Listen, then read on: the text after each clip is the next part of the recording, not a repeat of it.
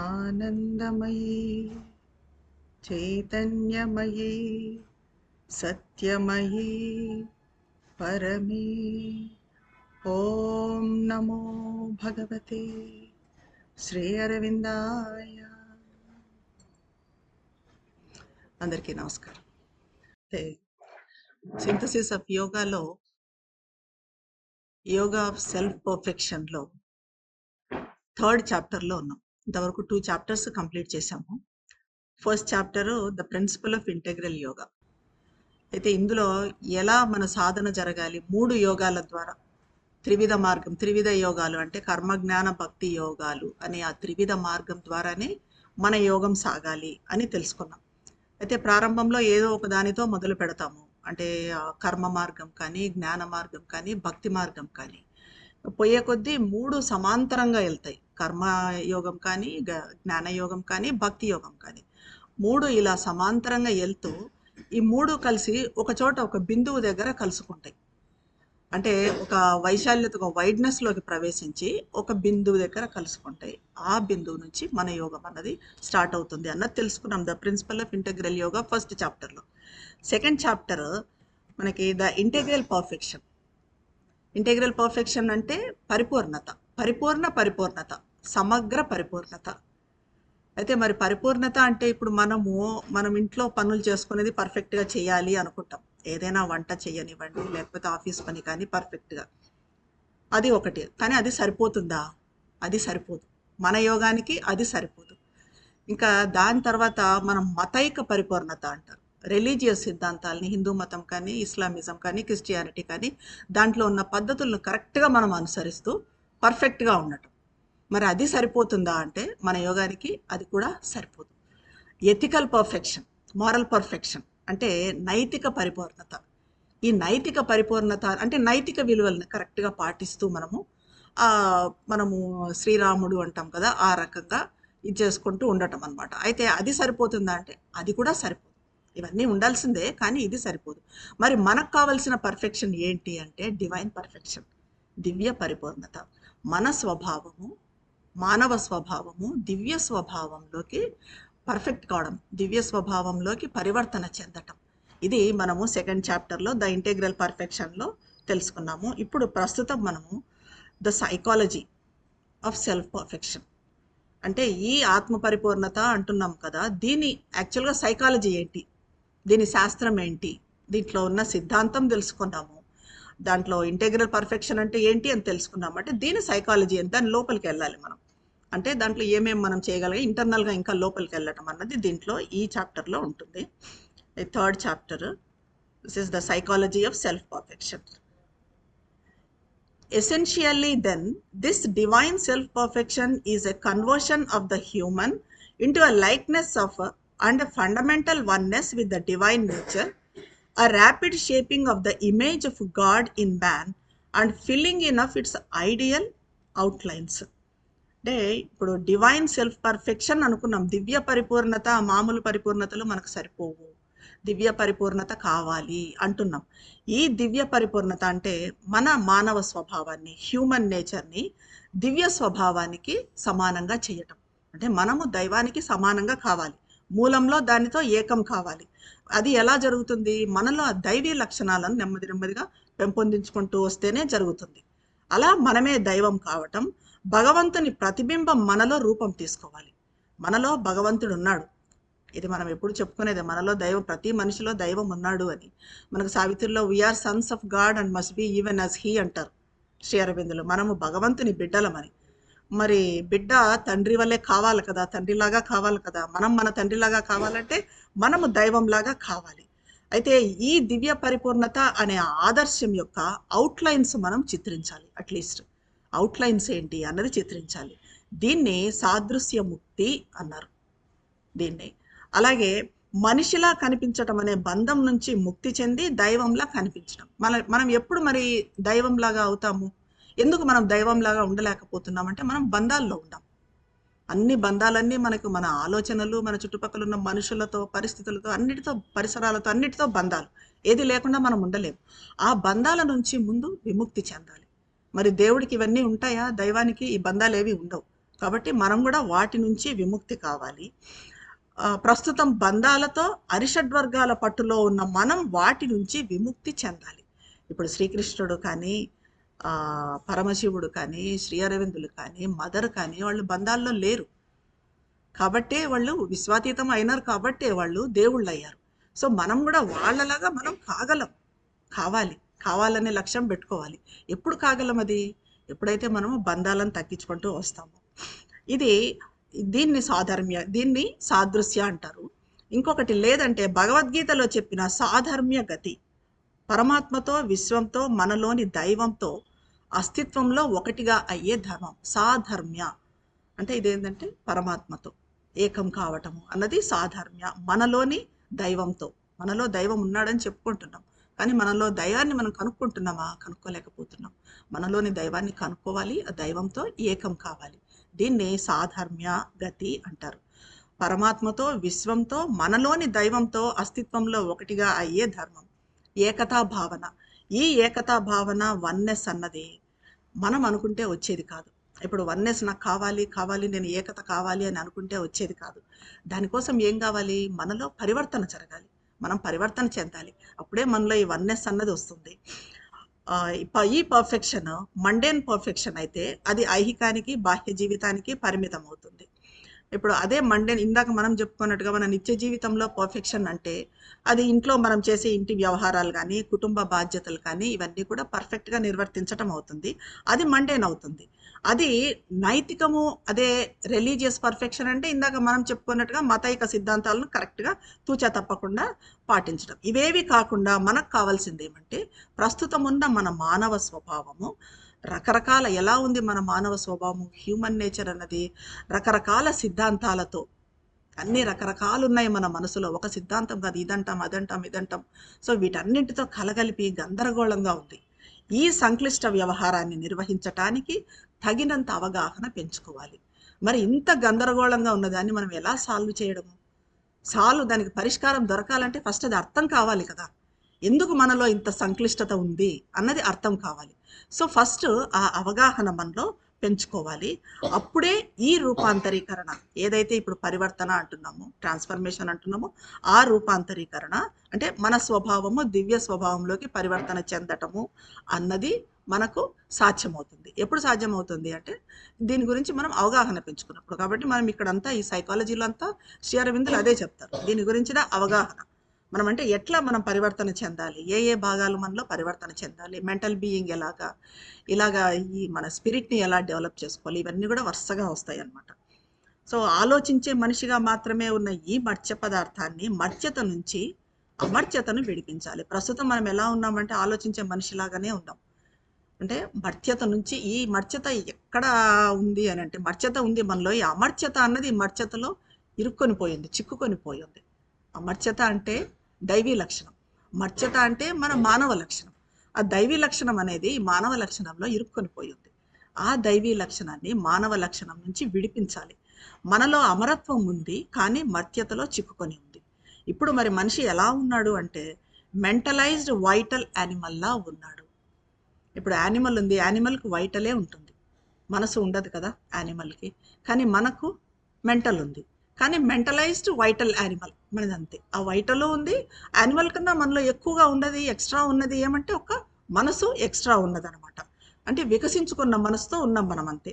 దైవత్వం పూర్తిగా మునిగిపోయింది. మరి దైవత్వం ఉందా అంటే దైవత్వం ఉంది మన లోపల. ఎక్కడుంది? పూర్తిగా మునిగిపోయి ఉంది, ముకుళించుకొని పోయి ఉంది. దాన్ని మనము బయటకు తీయాలి, దాన్ని వికసింపజేయాలి. యోగం అంటేనే జీవితంలోని ఈ చిక్కు ముడిని విప్పేది.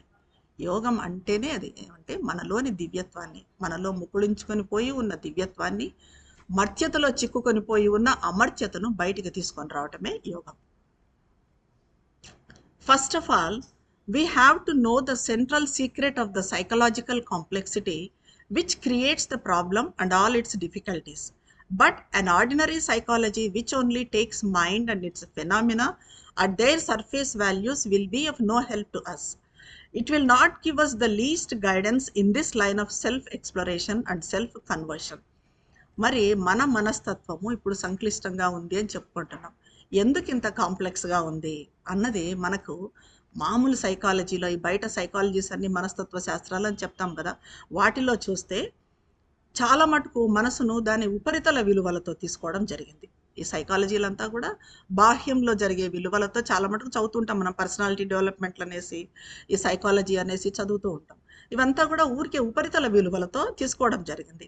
ఇది మనకు ఏ విధంగానూ ఉపయోగపడదు. పైన పైన జరుగుతుందేమో తప్ప ఇది మూలాల నుంచి ఆ స్వభావం మార్పు రాదు, దైవీ స్వభావంలోకి పరివర్తన చెందదు. మన ఆత్మ అన్వేషణలో ఇది గైడ్ చేయదు. ఈ పరివర్తన చెందడం అన్నది ఉండదు. తక్కువగా అంటే భౌతిక ఆధారంతో ఒక సైంటిఫిక్ సైకాలజీ కీలకాన్ని మనసుతో కొంచెంగా కనుక్కోగలుగుతాం. మరి అంటే ఒక సైకాలజీని, ఏది సైంటిఫిక్ సైకాలజీని మనం కనుక్కోగలుగుతాం అంతే. ఎందుకంటే ఆర్డినరీ సైకాలజీ మన ఫిజికలే మొత్తం అంటుంది. మామూలుగా సైకాలజీ ప్రకారం, సైన్స్ ప్రకారం ఏంటి, మన ఫిజికలే మొత్తం అంటారు. ఇవంతా వాళ్ళు నమ్మరు, ఆత్మ అదంతా కూడా. అయితే మనసును ఈ శరీరము ప్రాణాల నుంచి డెవలప్ అయిన ఒక సటిల్ డెవలప్మెంట్ అంటారు. మనసు కూడా ఏంటి అంటే ప్రాణము శరీరాల నుంచి డెవలప్ అయిన ఒక సటిల్ డెవలప్మెంట్. మన డార్విన్ సిద్ధాంతం ప్రకారం చూస్తే అంతే. డార్విన్ సిద్ధాంతం ఏం చెప్తుంది, మనిషి జంతువు నుంచి వచ్చాడు. ఈ సూత్రాన్ని చూస్తే అది నిజమే. కానీ మనిషికి జంతువుకు తేడా ఉంది. ఏంటి ఆ తేడా అంటే, జంతువు దాని మూల లక్షణం నుంచి పైకి ఎదగటం ఉండదు. జంతువు ఎలా ఉందో అలాగే ఉంటుంది. ఏ జంతువుకు కుక్క లక్షణాలు కుక్కకు ఉంటాయి, ఏనుగు లక్షణాలు ఏనుగుకు ఉంటాయి. ఇది కుక్క ఏనుగు అన్నది కాదు. కానీ వేరే మనిషికి ఉన్న స్థితి కన్నా ఉన్నత స్థితికి ఎదగగలడు. మనిషి జంతువులాగా కాదు. ఇది మొత్తం మనిషి కాదు, ప్రస్తుతం మనసు కన్నా ఇంకా గొప్ప శక్తికి చేరగలడు. ఇప్పుడు మనమున్న మనిషి మొత్తం మనిషి కాదు. మనం అనుకుంటున్నాం మనం పర్ఫెక్ట్ మ్యాన్ అని, కానీ పర్ఫెక్ట్ కాదు. ఎందుకంటే ఇంతకన్నా ఉన్నత స్థితులు చాలా ఉన్నాయి. ఇంతకన్నా ఉన్నత స్థితికి చేరే శక్తి కూడా మనలో ఉంది. ఈ శక్తితో మనిషి భౌతికంలో, ప్రాణంలో ఉన్న పరిమితులను అధిగమించి ఉన్న స్థితి కన్నా ఉన్నత స్థితికి ఎదగగలడు. ప్రస్తుతం మనసు కన్నా ఇంకా గొప్ప శక్తికి చేరగలడు. ఎంత గొప్ప శక్తి మనిషికి ఉంది అంటే, మానసిక సూత్రాల పరిమితిని దాటి అతిమానసానికి, ఆధ్యాత్మిక అస్తిత్వానికి ఓపెన్ కాగలడు. ఇప్పుడు మనకున్నది మైండ్ చాలా లిమిట్స్లో ఉంది. ఈ మైండ్ పైన ఉన్న రకరకాల మైండ్ లెవెల్స్ గురించి శ్రీ అరవిందులు చెప్తారు. మన ఆర్డినరీ మైండ్ పైన ఉన్నది హయ్యర్ మైండ్, దాని తర్వాత ఉన్నది ఇల్యూ మైండ్, దాని తర్వాత ఇంట్యూటివ్ మైండ్, దాని తర్వాత ఓవర్ మైండ్ తర్వాత సూపర్ మైండ్ అంటారు. సో వీటన్నింటికీ మన మనసు ఓపెన్ అయి ఉంది, వీటన్నింటికీ తెరుచుకొని ఉంది. అలా తెరుచుకోగలదు అనమాట. ఎక్కడికి, అతిమానసానికి. ఓవర్ మైండ్ తర్వాత ఫైనల్గా ఉన్నది సూపర్ మైండ్. ఆ సూపర్ మైండ్ కూడా మన మైండ్ ఓపెన్ అయి ఉంది. యోగ సాధనతో మనం ఈ భౌతికాన్ని, ఐహిక వ్యక్తిత్వాన్ని దాటి దానికి అతీతంగా ఉన్న మన నిజ స్వభావాన్ని కనుక్కుంటాం. ఇందుకోసం మనం యోగం చేస్తాం. మనమున్న ఆర్డినరీ మైండ్ కాకుండా ఇక్కడి నుంచి మనము ఆ ఉన్నత స్థితులకు ఎదగాలి. ఆ ఉన్నత స్థితులకు ఎదగాలి, మనలో పరివర్తన జరగాలి. ఈ దైవీ స్వభావం అన్నది మన నుంచి బయటికి రావాలి. సో దానికి మనం చేయాల్సింది ఏంటంటే యోగ సాధన. దానికోసమే మనం యోగం చేస్తాం. ఇక్కడికి మనం చేరాలి. ఆధ్యాత్మికత పునాదితో భౌతిక జ్ఞానాన్ని అంతరాత్మతో ఉపయోగించాలి. పైన పైన సూపర్ఫిషియల్గా కాకుండా. ఆధ్యాత్మికత పునాది అంటే మనం చేసే ఈ భజనలు ఇలాంటి పునాది కాదు. అవి పరవశంలోకి పంపిస్తాయి తప్ప మనల్ని. జాగారాలు చేయటాలు, భజనలు చేయటాలు, ఇంకా పూజలు చేయటాలు, వ్రతాలు చేయటాలు, అవి ఒక లెవెల్ వరకు మనసును నిద్రపుచ్చుతాయి. అంటే వేరే ఆలోచనలు లేకుండా. అంతే తప్ప దాంతో మనకి పరివర్తన అన్నది జరగదు. అది పైన పైన జరిగిపోయేది. సో ఈ భౌతిక జ్ఞానాన్ని అంతరాత్మతో ఉపయోగించాలి. పైపైన సూపర్ఫిషియల్గా కాకుండా మన అంతరాత్మ అన్నది వికసించుకోవాలి, అంతరాత్మతో ఉపయోగించాలి. ఇది మనము సాధించాల్సిన స్థితి. Man is in his real nature, however obscure now this truth may be to our present understanding and self-consciousness, we must for the purposes of yoga have faith in it, and we shall then find that our faith is justified by an increasing experience and a greater self-knowledge, a spirit using the mind, life and body for an individual and communal experience and self-manifestation in the universe. ప్రస్తుతం మనము అజ్ఞానంలో ఉన్నాం, అది ఖచ్చితంగా తెలుసు. సత్యాన్ని అస్పష్టంగా అర్థం చేసుకుంటున్నాం. సత్యం అనేది కొంచెం కొంచెంగానే తెలుస్తుంది, ఇంకా పూర్తిగా మనకు సత్యం తెలియదు. అయినా యోగంతో ఉన్నత అనుభవాలను, ఇంకా గొప్ప ఆత్మజ్ఞానాన్ని పొందగలము అనే విశ్వాసంతో ఉండాలి. ఇది ఈ ఫెయిత్. మనం యోగం చేస్తున్నాము, మనకి ఇప్పుడు సత్యం తక్కువే తెలుసు, కొంచెం తెలుసు, అస్పష్టంగా తెలుసు, అజ్ఞానంలోనే ఉన్నాము. కానీ మనం ఎదగగలం, సత్యాన్ని తెలుసుకోగలం, పూర్తి సత్యాన్ని తెలుసుకోగలం అన్న ఫెయిత్, ఆ విశ్వాసము మనలో ఉండాలి. అలా మనలో విశ్వాసం పెరిగే కొద్దీ ఆత్మ మన మనసు ద్వారా, ప్రాణం ద్వారా, శరీరం గుండా ప్రపంచంలో ఎలా అభివ్యక్తం అవుతుంది అన్నది గ్రహింపులోకి వస్తుంది. ఇప్పుడు ఏదైనా ఆత్మ మన మనసు ద్వారా ఎక్స్ప్రెస్ కావాలి, ప్రాణం ద్వారా ఎక్స్ప్రెస్ కావాలి, శరీరం ద్వారా ఎక్స్ప్రెస్ కావాలి. ఎందుకంటే ఆత్మ అనేది అన్నిట్లో ఉంది. భౌతికం జడం అనుకుంటాం, కానీ మ్యాటర్ రివీల్స్ స్పిరిట్. భౌతికంలో కూడా ఆత్మ ఉంది. అయితే ఎలాగ ఇప్పుడు మనం ఏదైనా ఆలోచిస్తున్నామో ఆ ఆలోచన ఊరికే పైన పైన సూపర్ఫిషియల్గా కాకుండా అంతరాత్మ నుంచి, లోపల నుంచి రావాలి. అలాగే ప్రాణ సంబంధ ఉత్సాహము, మనలో ఉన్న ఆకాంక్ష, ఇవి కూడా అంతరాత్మ నుంచి జరగాలి. శరీరం కూడా మన దివ్య చైతన్యాన్ని ప్రకటించేట్టుగా శరీరము పనిచేయాలి. ఈ రకంగా మనలోని ఆత్మ అన్నది మనస్సు ద్వారా, ప్రాణం ద్వారా, శరీరం ద్వారా ప్రకటితం కావాలి. అప్పుడు మనసు, శరీరము, ప్రాణము ఆత్మకు నిజమైన సాధనాలు అవుతాయి, రియల్ ఇన్స్ట్రుమెంట్స్ అవుతాయి. ఆత్మ అనంత అస్తిత్వం, అనంత చైతన్యం, infinite existence and infinite consciousness. ఇది ఆత్మ ఎంత ఆట ఆడుతూ ఉంటుందంటే శ్రీ అరవిందులు చాలా అద్భుతంగా చెప్తారు. ఈ ఆత్మ, ఒకే ఒక ఆత్మ అన్నది ఎంత ఆట ఆడుతూ ఉంటుందంటే తనకు తానే కనిపించకుండా దాక్కుంటుంది, తనను తానే వెతుక్కుంటుంది, తన శక్తులను ఎక్స్పాండ్ చేస్తుంది, ఎక్కువ చేస్తుంది, మళ్ళీ కాంట్రాక్ట్ చేస్తుంది, తక్కువ చేస్తుంది. తన ఆనందం కోసం రకరకాల రూపాలను తీసుకుంటూ తనను తాను అస్పష్టం చేసుకుంటుంది. తన ఆనందం కోసం ఈ రూపాలన్నిటినీ ఆత్మ, ఎందుకంటే తన ఆనందం కోసం, ఆ డిలైట్, ఆ ఆనందం కావాలని ఈ రూపాలన్నింటిలోకి వచ్చింది. ఆ ఒకే ఒక ఆత్మ పరమాత్మ ఎందుకు వచ్చాడు సృష్టిలోకి? రావాల్సిన అవసరం ఏముంది? ఆయన ఒకే ఒకటిగా ఉండొచ్చు కదా, ఎందుకు వచ్చాడు ఇక్కడికి అన్నట్టు ఆయనకి ఇష్టం, అది ఆనందం అనమాట. అలా రకరకాల రూపాలు తీసుకోవడం అన్నది ఆనందం. అలా తనను తాను అస్పష్టం చేసేసుకున్నాడు. ఇప్పుడు దైవం మనలోకి మన ద్వారా వచ్చాడు, మన లోపల ఉన్నాడు, అస్పష్టంగా ఉన్నాడు కదా, మనం ఆయన్ను స్పష్టం చేయాలి. అది ఆయన కోరిక, ఆయన సంకల్పం అనమాట. తన స్వభావాన్ని కోల్పోతుంది, తిరిగి అన్వేషించడంతో, ఆ ఆత్మను అన్వేషించడంలోనే మళ్ళీ ఆత్మ ఆనందిస్తుంది. మనం ఆత్మను అన్వేషిస్తున్నాం. ఇప్పుడు మనం యోగంతో చేసేది, యోగ సాధన చేసేది ఎందుకు? మన ఆత్మను కనుక్కోవాలి, మన అంతరాత్మ వికసించుకోవాలి అని. సో ఇది కూడా అలా అన్వేషించడంలో ఆత్మకు మళ్ళీ ఆనందం ఉందన్నమాట. ఇది ముడులు వేసుకోవడం చేస్తుంది, విప్పడము చేస్తుంది. నిజానికి ఆత్మరూపము శాశ్వత ఆనందం, సచ్చిదానందం. ఆత్మ అంటేనే, పరబ్రహ్మం అంటేనే శాశ్వత ఆనందం, సచ్చిదానందం.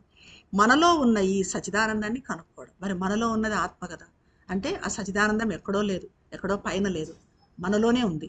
ఇప్పుడు మనం చేయాల్సిన యోగం ఏంటి? ఎందుకు యోగం చేయాలి? మనలోని సచిదానందాన్ని బయటకు తీసుకొని రావడానికి, కనుక్కోవడానికి. దీన్నే మన జీవన విధానంగా చేసుకోవాలి. ఈ సచ్చిదానందాన్ని మనం కనుక్కోవటము, దాన్నే మన జీవితంలో జీవన విధానంగా చేసుకోవడం. మన జీవితాన్ని అతి మనసు, సూపర్ మైండ్, మనసు, ప్రాణము, శరీరాలనే సాధనాలతో దివ్యంగా మలుచుకోవాలి. ఈ సూపర్ మైండ్ అనేది మన మనసులో ఉంది. ఈ సూపర్ మైండ్తో, మన మనసుతో, మన ప్రాణంతో, శరీరంతో వీటన్నిటిని దివ్యంగా చేసుకోవటము, అంతరాత్మ సాధనాలుగా చేసుకోవటము, వీటిని దివ్యంగా మలుచుకోవడం. ఇది ఆధ్యాత్మిక పరిపూర్ణత సిద్ధాంతం. స్పిరిచువల్ పర్ఫెక్షన్ ప్రిన్సిపల్ అంటే ఇదన్నమాట. Super mind, mind, life and body are the four instruments which the spirit uses for its manifestation in the workings of nature. Super mind, అతి మనసు అంటున్నాము, మన మనసు, ప్రాణము, శరీరము, ఈ 4 సాధనాలను ఆత్మ తన అభివ్యక్తం కావటానికి ఉపయోగించుకుంటుంది. అంటే మన ఆత్మ ఉంది మన లోపల, అది ఏం చేస్తుంది అంటే వీటిని సాధనాలుగా చేసుకొని వాటి ద్వారా తను ప్రకటితం కావాలి అనేసి అనుకుంటుంది అనమాట.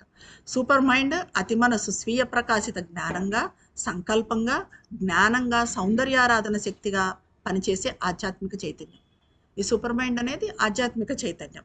అది ఎలా అంటే స్వీయ ప్రకాశిత జ్ఞానంగా, సౌందర్యారాధన శక్తిగా పనిచేసే ఆధ్యాత్మిక చైతన్యం. మనసు కూడా అదే శక్తి. ఇప్పుడు సూపర్ మైండ్కు ఉన్న శక్తి మనసుకు కూడా ఉంది. కానీ ఎందుకంటే మనసు పరిమితంగా చర్య తీసుకుంటుంది. అది సూపర్ మైండ్కు ఉన్న తేడా. మైండ్లో ముకుళించుకొని ఉంది సూపర్ మైండ్, అది బయటకు రావాలి. పాక్షికంగా, పరోక్షంగా ప్రకాశితమై ఉంది మైండ్ డైరెక్ట్గా ప్రకాశితమై లేదు, పరోక్షంగా ప్రకాశితమై ఉంది. ఈ అతి మనసు సూపర్ మైండ్ అనేది భిన్నతతో ఆడుకుంటూ ఉన్న ఏకతలో జీవిస్తుంది.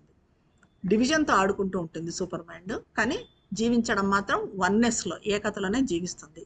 మనసు నిజానికి ఏకతకు ఓపెన్ అయి ఉంటుంది. మనసులో మరి సూపర్ మైండ్ ఉంది అంటున్నాం కదా. సో సూపర్ మైండ్కి ఇది ఓపెన్ అయి ఉంటుంది. ఈ ఏకతకు సూపర్ మైండ్ అంటే ఏకత వన్నెస్ అంటున్నాము. సో మనసు ఈ వన్నెస్కి ఓపెన్ అయి ఉంటుంది. కానీ భిన్నతకు చెందిన సపరేట్ యాక్షన్ వేరు చేసి చర్య తీసుకుంటుంది. ఆ సపరేట్ యాక్షన్ అన్నది మనసుకు ఉంటుంది అనమాట. అంటే నువ్వు వేరు, నేను వేరు, నీ ఆలోచన వేరు, నా ఆలోచన వేరు. వేరే సూపర్ మైండ్కి ఇలాంటిది ఉండదు, వన్నెస్సే ఉంటుంది.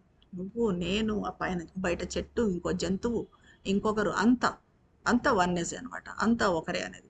మనసు దగ్గరికి వచ్చేప్పటికి మనసు మరి ఎలా ఉంటుంది? లిమిటెడ్గా ఆలోచిస్తుంది, లిమిటెడ్ పరిమితంగానే పనిచేస్తుంది. అది అజ్ఞానంతో చర్య తీసుకుంటుంది మనసు ఎప్పుడు. ఎందుకంటే మనసు ఎప్పుడు ఆలోచనలు ఉంటాయి.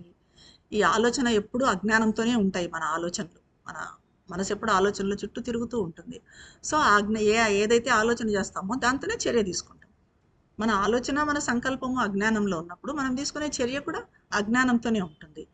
అధోచేతనలో అచేతనలో పడి ఈ మనసు తనంతాను మర్చిపోవటం కూడా జరుగుతుంది. ఈ మనసు ఏం చేస్తుందంటే ఒక్కోసారి అచేతనలో, అధోచేతనలో పడిపోతుంది. అంటే సబ్కాన్షియన్స్లో, ఇన్కాన్షియన్స్లో పడిపోతుంది. మళ్ళీ మేల్కొని జ్ఞానం వైపు మళ్ళుతుంది. కానీ తనంతట తాను సంపూర్ణ జ్ఞానం పొందడం ఉండదు. ఇది పడిపోతూ ఉంటుంది, లేస్తూ ఉంటుంది.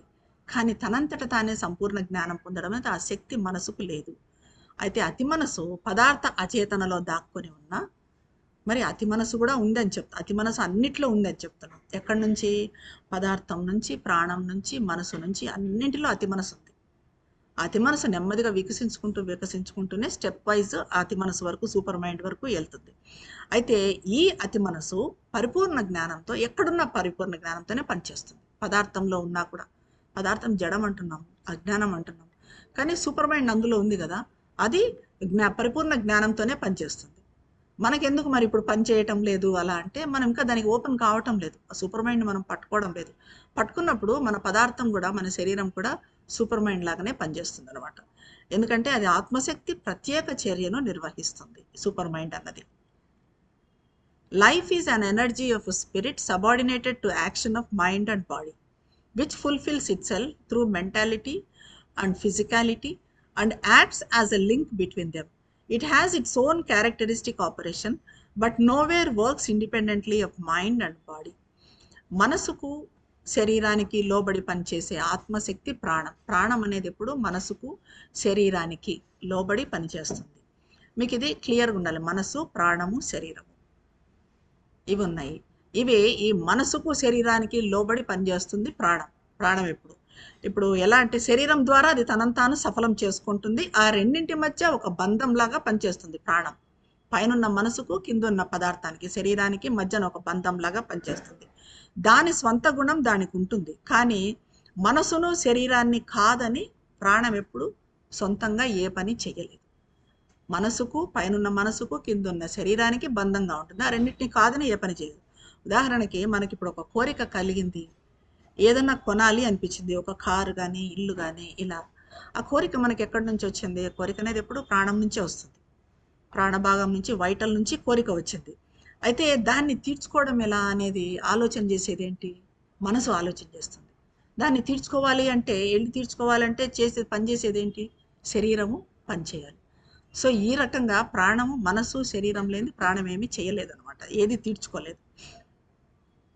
ఆత్మశక్తి మొత్తము సత్, ఆనందం అనే రెండింట్లోనే పనిచేస్తుంది. సత్ తన ఆనందం కోసం రూపాలను మలుచుకుంటుంది. సత్ అంటే సత్యం. ఇది సచ్చిత్ ఆనందం అంటాం మనం. సచ్చిదానందం దాంట్లోనే సత్ అను. ఈ సత్ తన కోసం రూపాలను మలుచుకుంటుంది. చైతన్యము తన ఆనందం కోసం ఆ రూపాల ద్వారా క్రీడిస్తూ వాటిలో తనను తాను సాక్షాత్కరింప చేసుకుంటుంది. ఈ సత్ అనేది ఫామ్స్ క్రియేట్ చేస్తుంది, రూపాలను క్రియేట్ చేస్తుంది. అవి కదలాలన్నా, అవి పని చేయాలన్నా వాటిలో చైతన్యం ఉండాలి.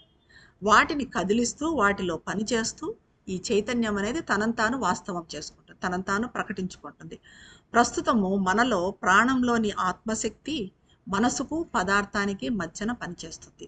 ఇప్పుడు ప్రాణశక్తి మనసుకు, పదార్థానికి మధ్యన అంటున్నాము. ఆ ప్రాణంలోని ఆత్మశక్తి మనసుకు, పదార్థానికి మధ్యన పనిచేస్తుంది. ఈ రెండింటిని బలపరుస్తుంది. కానీ ప్రాణానికి, మనసుకు వాటి సొంత చైతన్య తలాలు ఉన్నాయి. మనసు, ప్రాణం, ఆత్మ పదార్థంలో ముకుళించుకొని ఉన్నాయి. ఇవన్నీ కూడా మనం అనుకున్నట్టుగా పదార్థంలో ఉన్నాయి. ఈ మనసు కానీ, ప్రాణం కానీ, ఇవన్నీ కూడా ఆత్మ వరకు ఇవన్నీ ప్రాణంలో పదార్థంలో ముకులించుకొని ఉన్నాయి. ఎలా ఉన్నాయి అంటే సెల్ఫ్ హిడెన్, సెల్ఫ్ ఫర్గాటెన్గా ఉన్నాయి. అంటే వాటిని వాయి మర్చిపోయి ఉన్నాయి, వాటిని అవి దాచిపెట్టుకొని మనకు కనిపించకుండా, పైకి కనిపించకుండా ఉన్నాయి.